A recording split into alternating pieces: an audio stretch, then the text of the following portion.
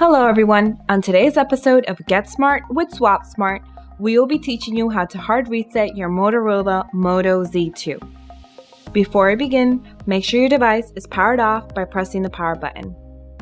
To hard reset your device, we will need to press the volume down button and power button for 3 seconds. Okay, let's try.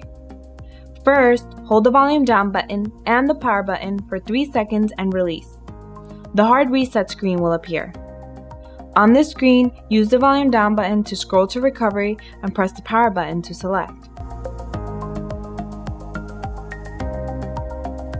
Once the Android appears, hold the power button and then press the volume up button to bring up the Android recovery menu. Use the volume down button to navigate to wipe data, factory reset, and press the power button to select. Navigate to user data and personalized content by pressing the volume down button and confirm by pressing the power button. Wait for the factory reset to complete and you're done. If you found this video helpful, please subscribe to our channel, like the video, or leave a comment. We'd love to hear from you. Thank you for watching. Until next time.